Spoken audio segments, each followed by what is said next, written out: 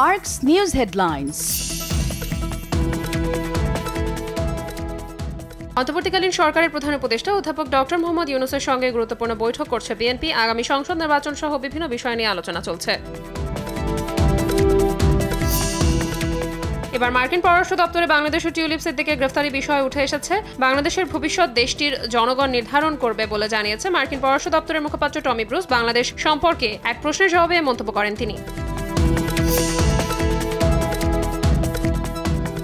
3 দিনের সফরে ঢাকায় পৌঁছেছেন যুক্তরাষ্ট্রের প্রেসিডেন্ট ডোনাল্ড ট্রাম্প। প্রশাসনের দক্ষিণ ও সেন্ট্রাল এশিয়া ব্যুরোর deputy assistant secretary Nicole N চুলিক।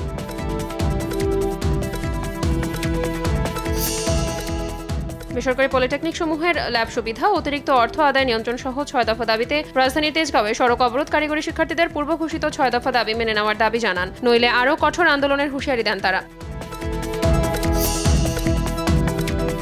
উপাচার্যের পদত্যাগ 1 দফা দাবিতে খুলনা প্রকৌশল ও প্রযুক্তি বিশ্ববিদ্যালয় কুয়েটে আজও আন্দোলন করছে শিক্ষার্থীরা। সকালে ক্যাম্পাসে বিক্ষোভ পোস্টারিং করে তারা। এদিকে মঙ্গলবার 6টি আবাসিক হলের তালা ভেঙে ভিতরে অবস্থান করছে শিক্ষার্থীরা।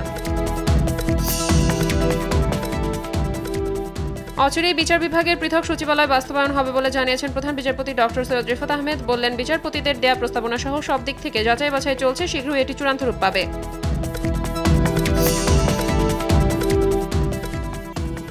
বোতলজাত সয়াবিন তেল 14 টাকা ও পাম তেলের দাম লিটার প্রতি 12 টাকা বাড়ানোয় বাজারে কাটতে শুরু করেছে তেলের সংকট। দাম বাড়ানোর আশায় বাজারে ভোজ্য তেলের সরবরাহ হঠাৎ কমে এসেছিল।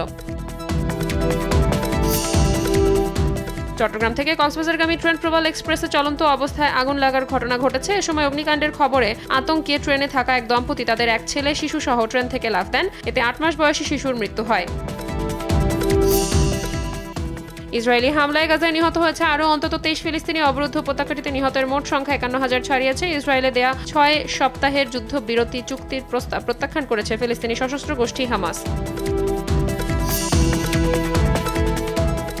রিশাদ জাদুতে পাকিস্তান সুপার লিগে 65 রানে জয় পেয়েছে লাহোর কালান্দার্স। নিজের দ্বিতীয় ম্যাচে 4 ওভারে মাত্র 26 রান দিয়ে রিশাদ শিকার করেছেন 3 উইকেট।